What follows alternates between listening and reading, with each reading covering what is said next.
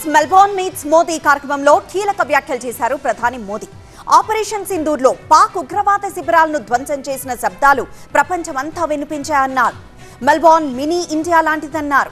పౌర అణు ఒప్పందంతో రెండు దేశాల మైత్రి బంధం బలపడిందన్నారు.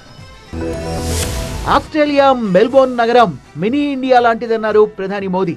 మెల్బోర్న్ మీట్స్ మోదీ కార్యక్రమానికి ఆస్ట్రేలియా ప్రధాని అల్బనీస్ తో కలిసి హాజరయ్యారు. 30,000 మంది ప్రవాస భారతీయులు కార్యక్రమానికి హాజరయ్యారు. మోదీ మోదీ అంటూ జనం కేరింతలు కొట్టారు.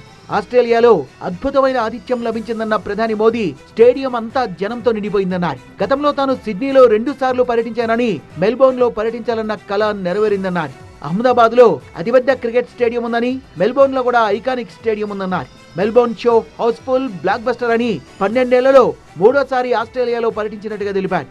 ఆస్ట్రేలియాతో పౌర అణు ఒప్పందంతో భారత్ కు చాలా ప్రయోజనం ఉంటుందన్న ప్రధాని మోదీ ఈ ఒప్పందం ప్రపంచ రాజకీయాలపై తీవ్ర ప్రభావం చూపిస్తుందన్నారు. ఆపరేషన్ సింధూర్లో పాక్ ఉగ్రవాద శిబిరాల్ని ధ్వంసం చేసిన శబ్దాలు ప్రపంచమంతా వినిపించాయన్నారు. ఉగ్రవాదంపై పోరులో ఆస్ట్రేలియా సహకారాన్ని ఎప్పటికీ గుర్తుంచుకుంటామన్నారు మోదీ. ऑपरेशन सिंदूर के दौरान डेमो तो देख ही लिया होगा. धमाके आतंकियों के अड्डों पर हो रहे थे और गूंज पूरी दुनिया में सुनाई दे रही थी. टेरर कैंप पर इस करारे प्रहार से आपको गर्व हुआ कि नहीं हुआ?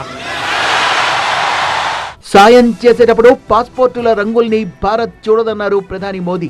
అందుకే యావత్ ప్రపంచానికి భారత్ పై నమ్మకం ఉందన్నారు. భూకంపంతో తలడిల్లిన వెనిజులాలో భారత్ చేపట్టిన సహాయక చర్యల్ని ప్రధాని ప్రస్తావించారు. భారత శక్తి పెరిగితే సమస్త మానవాళికి ప్రయోజనం చేకూరుతుందని ప్రధాని వివరించారు. ఆస్ట్రేలియాలో ఉంటున్న ప్రవాస భారతీయులు ఆస్ట్రేలియా భారత్ మధ్య సజీవ వారధులని ఆస్ట్రేలియా ప్రధాని యాంటోనీ అల్బనీస్ అన్నారు. 2 దేశాల మధ్య పెరుగుతున్న ద్వైపాక్షిక భాగస్వామ్యానికి మెల్బోర్న్ సదస్సు ప్రతిబింబిస్తోందని ప్రధాని మోదీ ఆస్ట్రేలియాకు నిజమైన మిత్రుడని కొనియాడారు.